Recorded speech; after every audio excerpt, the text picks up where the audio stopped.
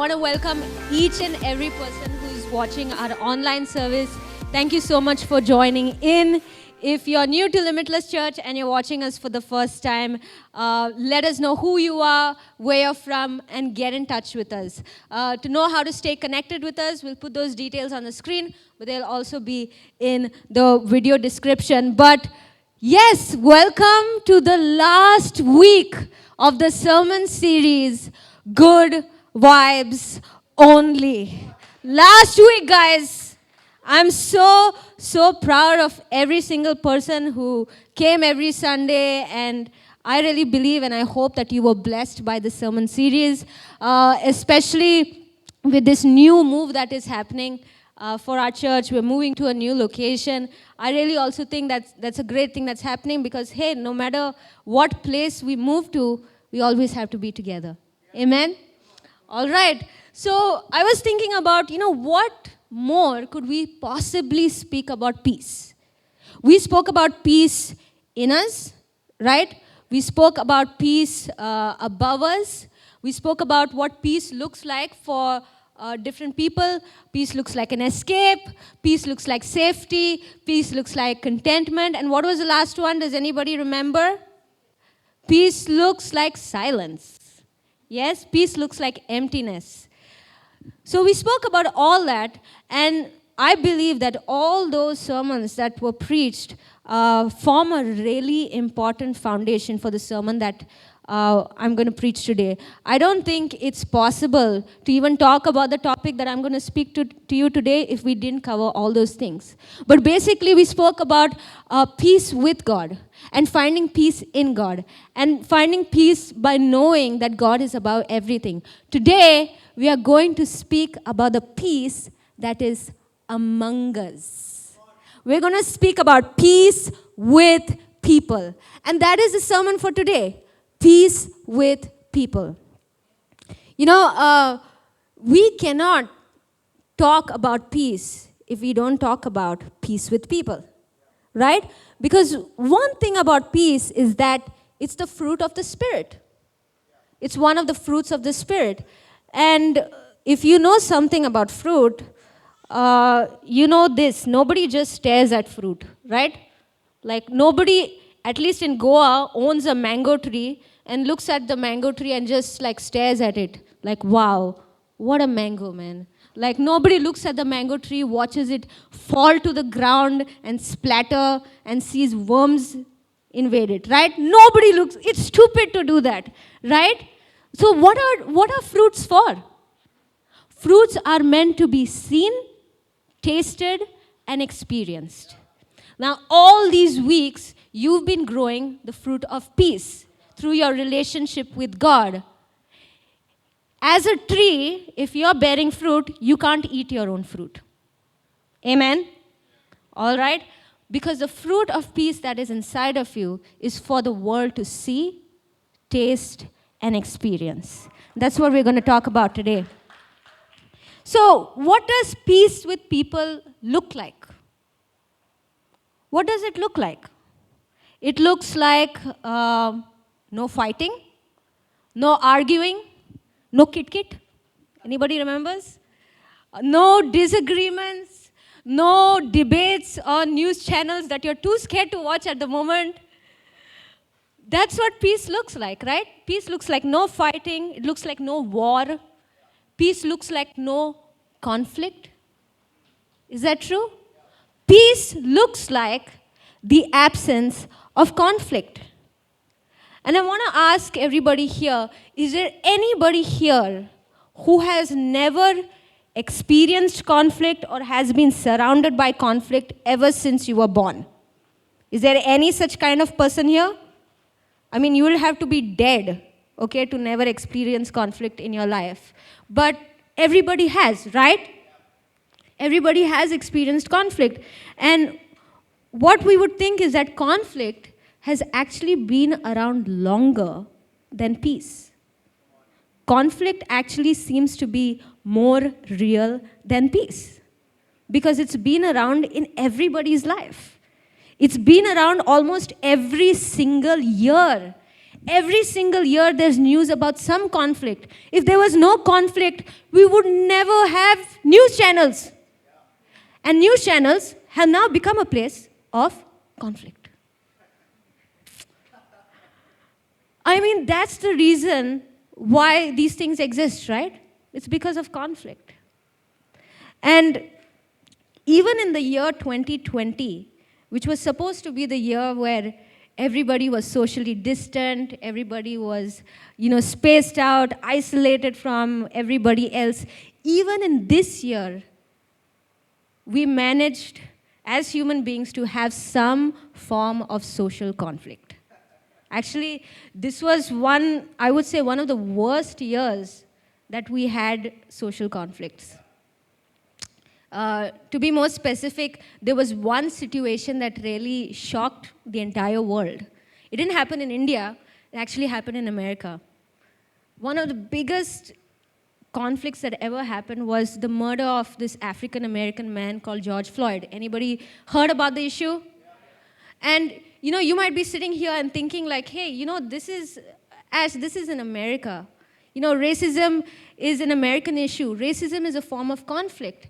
And what that tells you is that conflict is universal. Conflict is universal. Conflict is not just common, it's universal. But what that also tells me is that conflict is not an American issue, it's not an Indian issue, it's not a Chinese issue, it's not an Israel-Palestinian issue, it's a spiritual issue. Conflict is a spiritual issue. So, what do we do? If we are called to have peace among us, how are we going to do it? Should we give up? What does God want us to do? Let's check it out. So if you have your Bibles, you can turn with me to Romans 14, verse 19. If you don't have your Bibles, no worry. There's no conflict on my end. We have the verses on the screen. But Romans 14, verse 19, and I'm reading from the Passion Translation. It says this: so then, make it your top priority. Everybody say, top priority. Make it your top priority to live a life of peace with harmony in your relationships, eagerly seeking to strengthen and encourage one another. Make it your top priority to live in peace. Top priority. I mean, the Bible has so many things to say, but it says this: make this your top priority to live in peace with people. That's crazy, right? And imagine that some of us might have actually tried to make it our top priority and have actually failed, right? And this is the thing, Paul was the one who actually wrote this to the Church of Rome. And, whenever I read anything by the Apostle Paul, I sometimes feel like he makes everything sound important. It's like every single verse that you read by Paul, he has this ability to make it sound like this is your number one goal in life. So I wanted to say, does Paul really know what he's saying? Does he really mean make this your top priority? What does Jesus have to say about it? What does Jesus have to say about living in peace with people? And Jesus has to say this. Turn your Bibles to Matthew 5, verse 9. Matthew 5, verse 9 says this: blessed are the peacemakers, for they will be called the children of God. Blessed are the peacemakers, for they will be called the children of God. Now think about that. The only way to identify yourself as a child of God is if you are a peacemaker. The only way the world can identify you as a child of God is if they see your peace. That is what makes you stand out from the rest of the world. And Jesus wants us to be peacemakers in the middle of conflict. He wants us to be a peacemaker. In a world of conflict, Jesus wants us to be the children of God. But here's my question. if we are called to be peacemakers, then why is it that we are all so different from each other? We're all so different. Think about it. Like, even though my brother Vishan is born, me and my brother are from the same mother, but for some reason, we end up fighting. For some reason, we just have nothing in common. And that's true about everybody else. Even twins argue with each other, right? We're so different from one another. We have different personalities, we have different skin tone, we have different languages, we have different accents. We don't even live in the same area. We're from different places, we're from different cultures. And we live in a world like this. And in this kind of world, God is calling us to be peacemakers. Like, this is an impossible thing.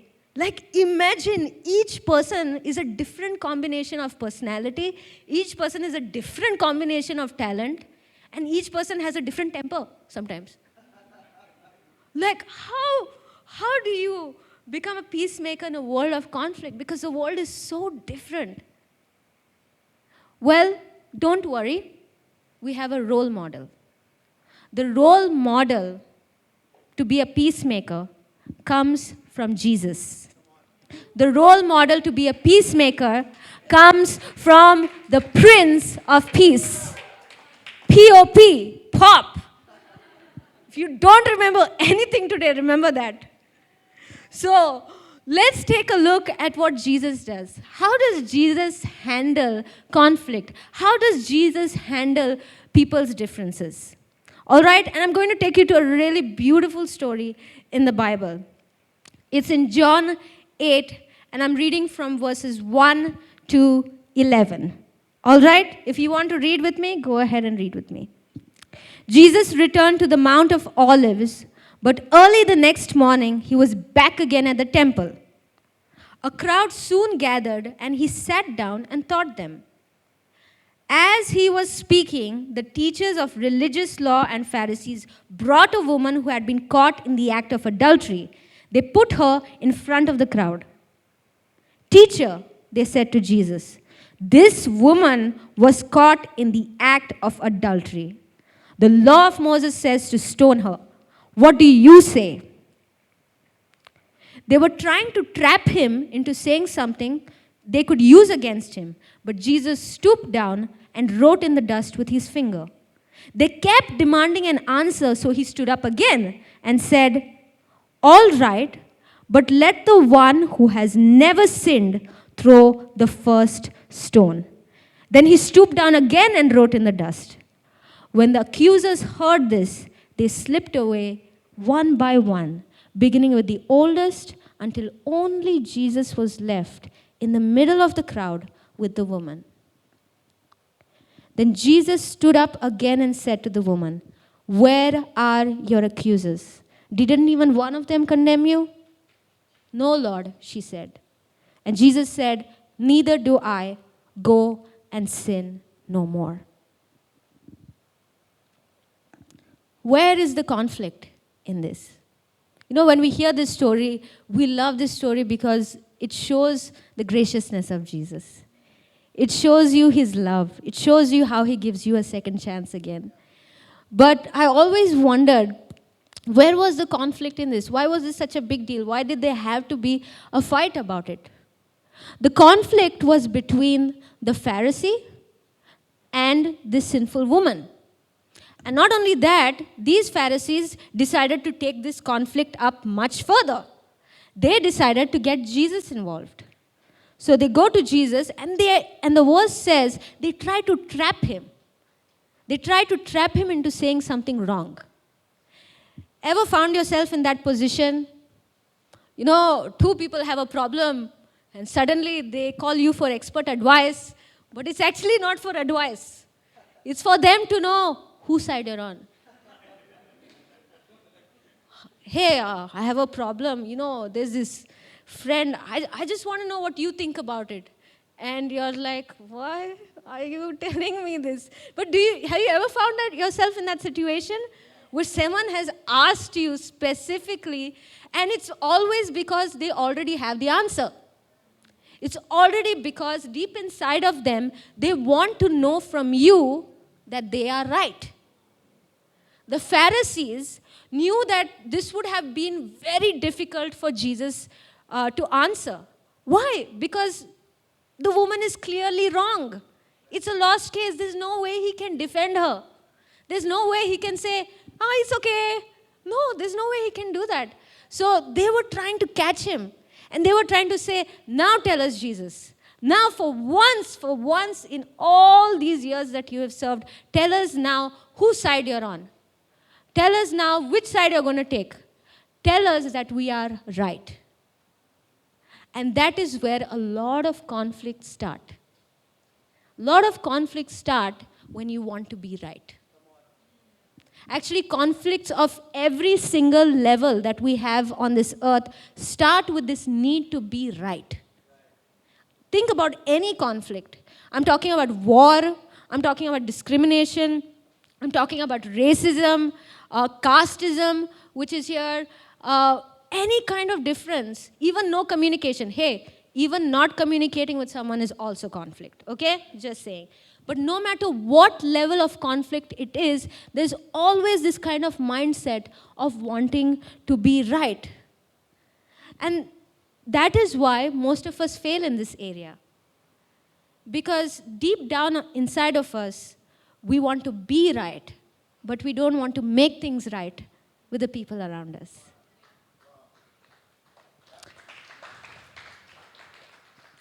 And here's the thing. Having differences is not a problem. Having differences is not an issue. But creating conflict because of differences is an issue. It's not right to create a conflict because of the issue. So what does Jesus do here?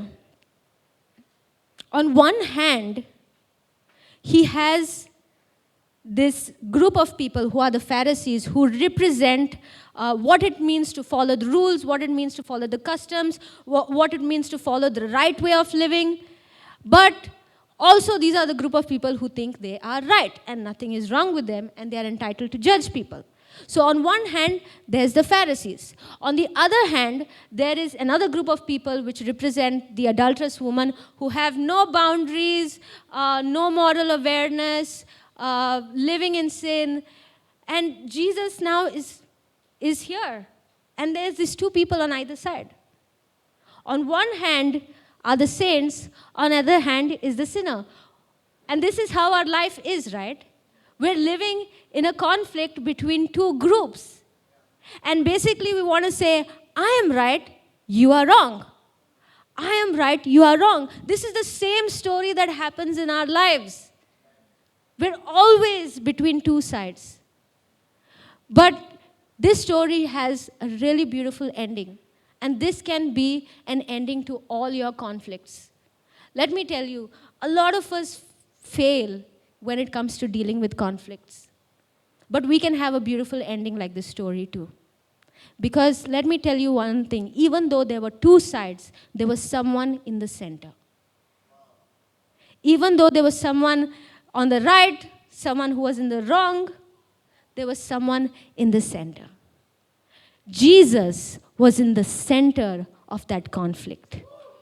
Jesus was in the center of those two sides. Jesus didn't come on earth, church. Jesus didn't come on earth to take sides. Jesus came to take over every conflict. Jesus came not to pick sides. Jesus came to stand in the center of every conflict. Jesus came to stand in the center of every tribe, every tongue, every nation, every personality, every culture, every background. He is standing in the center of it. And that's what peace looks like. Peace is not the absence of conflict. Peace is the presence of Jesus in the center of conflict. That's what peace really is. And peace doesn't come from trying to be one. Peace comes from believing in the one. You know, when I started, I said conflict is a spiritual issue. You know, for a very long time, everybody around the world has really tried, to disengage conflicts, like to stop conflicts. And they tried many movements, they tried to communicate, they tried every single trick in the book that was possible. But here's the thing, you can't solve spiritual issues with technical tools. You can't solve spiritual issues with psychological answers. You can't solve spiritual issues with philosophy. You can only solve spiritual issues with Jesus, because He's a spirit. You can only solve spiritual issues through spiritual means. Now, what is the purpose of this story? The purpose of this story is to not see yourself as the Pharisee. The purpose of the story is not to see yourself as the adulterous woman. That's what we usually think, right? We usually feel that whenever we read this story, we want to place ourselves in either one of these categories. We want to be on the right side, right? But the purpose of the story is not to take sides. The purpose of the story is not to be the Pharisee. The purpose of the story is not to be the adulterous woman. The purpose of the story is to be Jesus. Because you are called to be a peacemaker. And only the Prince of Peace can show you how to be a peacemaker. Now, even though this was great, Jesus solved this issue in two simple ways. All right, do you guys want to know what it means to be a peacemaker? Hey, I hope you're enjoying this sermon. But let me quickly tell you how you can help us to continue doing what we are doing. And that is bringing sermons like these to more people just like you. And you can do so by your giving, through your tithes, through your offerings. So let me encourage you today. If you have been blessed by this ministry, by Limitless Church, in any way, shape, or form, then would you consider being a blessing to someone else by giving into this ministry? And if you wish to do so, then you can send your tithes, your offering, your giving through Google Pay to the number that's on the screen, or you can transfer directly into our bank account. Those details are also on the screen. So let me quickly now take you back to this awesome sermon. 2 points, and they both start with R, so you can remember, okay? R. So the first practical step that Jesus does is He responds after some time. That's number one. The first practical step to being a peacemaker in a conflict is to respond, but after some time. All right? And this doesn't mean that you being a peacemaker between two people who are arguing. It can also mean if you are in a conflict with someone. So these practical steps are for any scenario of conflict. All right? So number one, respond after some time. Don't react, respond. When you see Jesus, the Bible doesn't show you all these things, but you have to envision it. Okay? First of all, Jesus was preaching to the crowd. He was in the middle of the sermon. And in the middle of the sermon, the Pharisees come and interrupt him with this question. Now imagine in the middle of my sermon, you drag someone with your problem and you stop me. Won't I be irritated? Yes. I'm already, my piece is right now like this. All right? The second thing they did is they asked Jesus a question in an attempt to trap him. So that's even more irritating for Jesus. I want you guys to know that Jesus was a human being on earth. He was fully God, but he was also completely human on earth. And he would have been so irritated, right? But here's the thing that he does. In the midst of this conflict, the Bible says he goes down, he stoops down, and he starts writing on the ground. And how do you know he takes time? Is because it also says they keep on demanding him. Say something. What do you have to say? Open your mouth. You don't have any words. Doesn't that sound familiar? Yes, yes, yes, yes. Very good, very good. Very honest church. This is, breakthrough is right here. I've already won y'all. So, here's the thing. Jesus took the time to answer them. He never reacted to them. Even though he's someone who is the Word, even though he had the perfect answer, even the King of Kings took time to respond. And that's something that we can learn to. When you're in a conflict, respond after some time. Now, please do not use this advice for every situation, okay? I'm not saying use this advice when your boss is trying to call you and you're like, respond after some time. Okay? Don't use this advice when somebody is like, hey man, I really need your help. Respond after some time. No, this is only for situations where you face conflict. All right? And what do you do in that sometime? You do what you've been doing all these weeks. Actually, last week we learned about looking above. When you are waiting to respond to someone, look above. Look above. Don't just be stuck in what the situation is demanding from you. Ask God, God, what do you want me to say?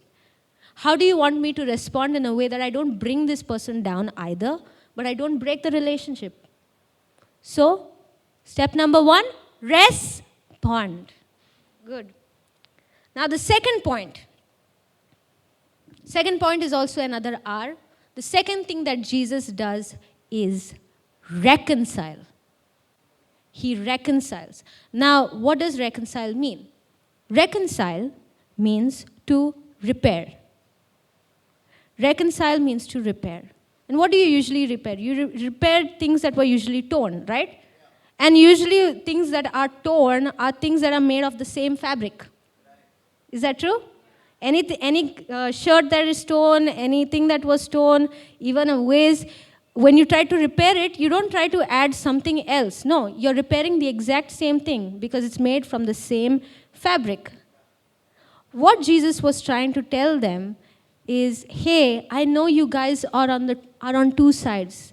I know you guys are different from each other, but you need to know one thing. You all are the same fabric. And I'm here to bring you all together. So how does he try to show that?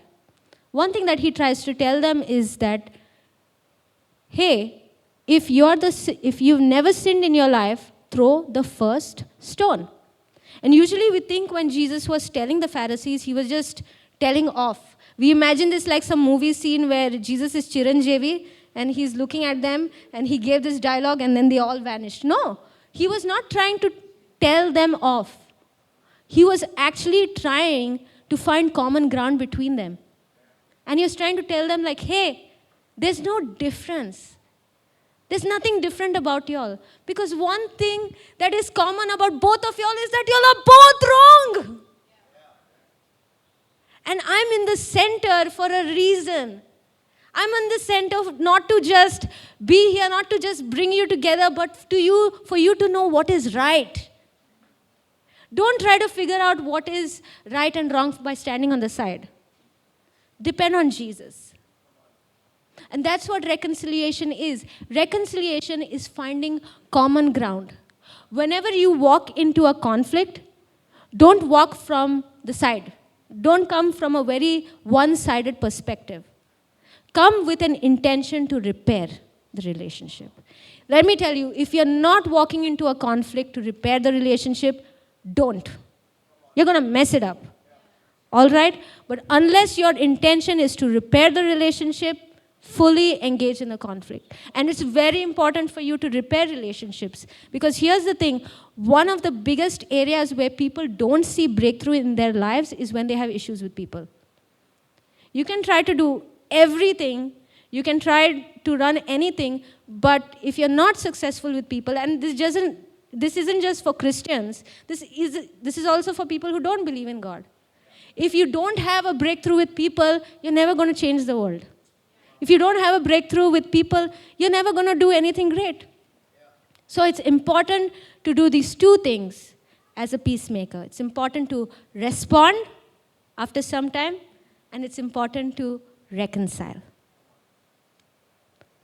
Anybody want to shout out those two R's? The first one is The second one is, yeah, cool. Because if any of y'all come to us and y'all have an argument, first I'll ask you, you know what the 2 R's are? I'll take a test, okay? Reality is no matter how different you are from someone, we're all not perfect, and we all need the one who stands in the center of our differences, and that is Jesus. Now, in closing, I want to mention that there are 2 outcomes in this story. Now, whenever you try to solve a conflict, there's always going to be 2 outcomes. All right? And even in this story, there were 2 outcomes. The first outcome was with the Pharisees. The Pharisees, when Jesus tried to reconcile the differences, they just walked away. And there's a word that Jesus uses. He calls them the accusers. Let me tell you, when you do not accept the peace that comes with each other, when you refuse reconciliation, you leave as the very same person. They came as accusers, they left as accusers. But here's the thing with the woman. She came as a sinner and she left forgiven. When you seek reconciliation with people, it is going to change you. Here's the thing I want to encourage you though. Know this, that when you are being a peacemaker, you have to be prepared for the first outcome. You're going to have to be okay with people walking away. And if people walk away, if that's the outcome, that doesn't mean you have failed. It doesn't mean you are not a peacemaker. Just because someone has not accepted reconciliation doesn't mean you are not a child of God. And you have not done your bit. Because the truth is, even when it came to Jesus, he came for all men. He came for every single person. And the intention that he came for was so that he can reconcile us back to God. Because that was a conflict in itself. We had a conflict with God for a very long time. And he wanted to repair that. He actually came to be the center of that conflict. And here's the thing, when you're a peacemaker, you're always going to be caught in the crossfire. But it's always worth it. And one thing I really love about Jesus is that even though he gave his life for everyone, not everybody accepted him. Not everybody received him. But that didn't make him any less than a son of God. That didn't make him any less than the Prince of Peace. He still is king. No matter what the outcome is, don't let it affect your identity. In God's eyes, if you tried, you're always a peacemaker. Amen? You know, we're coming to the month of December. We're coming to the last month of the year. And this month is all about that. This month is all about Jesus. Month is all about why he came. Here's the thing. Start your December with a new attitude.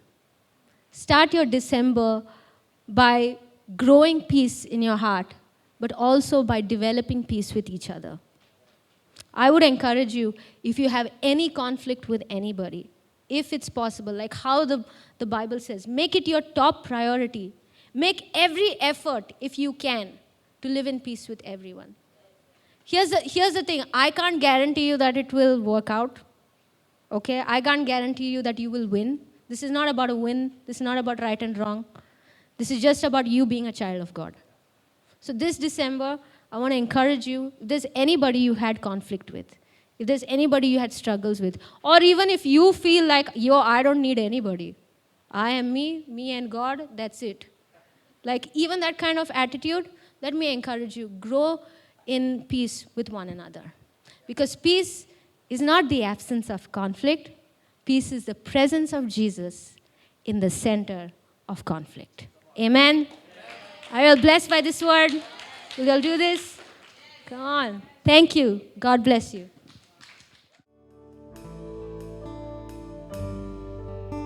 The atmosphere is changing now.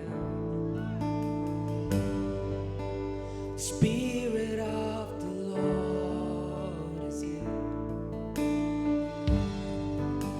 The evidence is all around.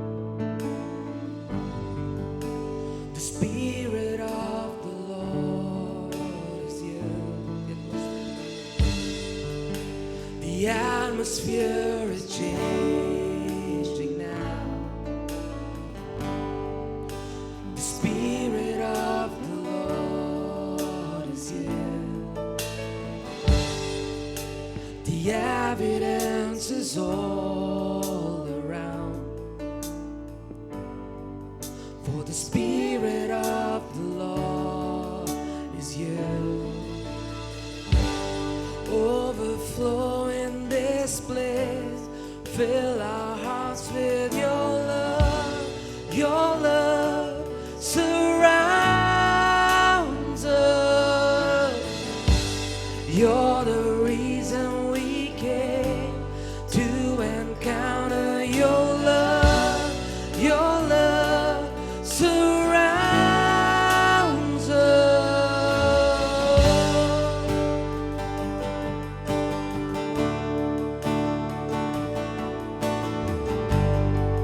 You're the reason we came, God. The atmosphere is changing now. The Spirit of the Lord is here. The evidence is all around. The Spirit of the Lord is here. Overflow in this place. Fill our hearts with your love. Your love surrounds us. You're the reason we came to encounter your love. Your love surrounds us. Come on, together, everybody, overflow. Overflow in this place. Fill our hearts with your love. Your love surrounds us. You're the reason we came to encounter your love. Your love surrounds us.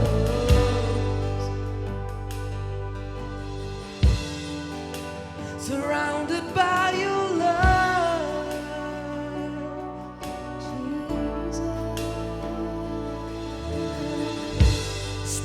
Spirit of God, fall fresh on us. We need your presence. Your kingdom come, your will be done. You rise in heaven. Oh, Spirit of God, fall fresh on us. We need your presence. Your kingdom come, your will be done. You rise in heaven. Come on, let's make this a prayer to the Spirit. Spirit of God, fall fresh on us. We need your presence.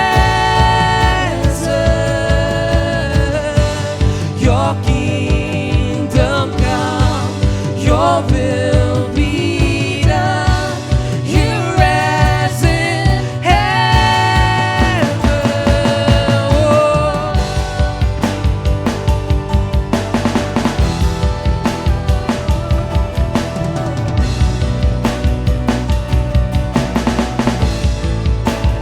Surrounded by your love.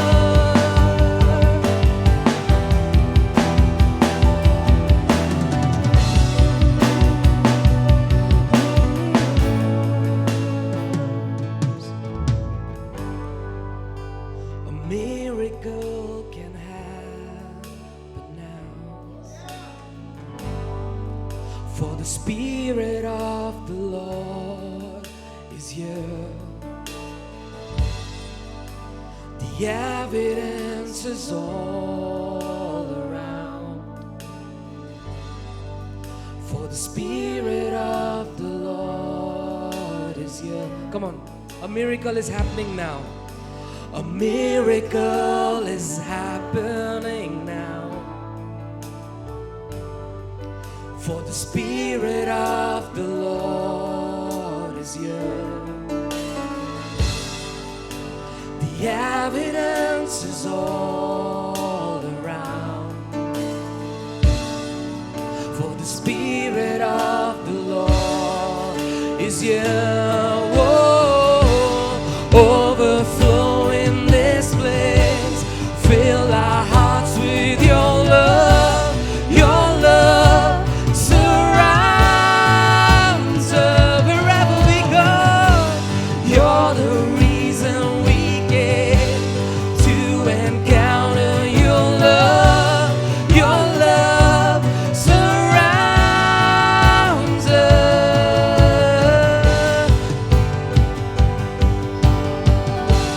For fresh honor, we need your presence. Your kingdom come, your will be done. You rise in heaven. Oh, surrounded by your love, Jesus. It never runs dry. It never runs out. Surrounded by your love.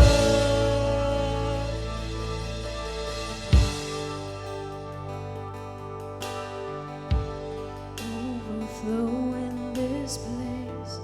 Fill our hearts with your love. Your love Come on, surrounds us. together, you all sing. You're the reason we came To encounter your love. Your love Come on, for surrounds the last time, overflow. Overflow in this place. Fill our hearts with your love. Your love surrounds us. You're the reason we came to encounter your love. Your love surrounds us.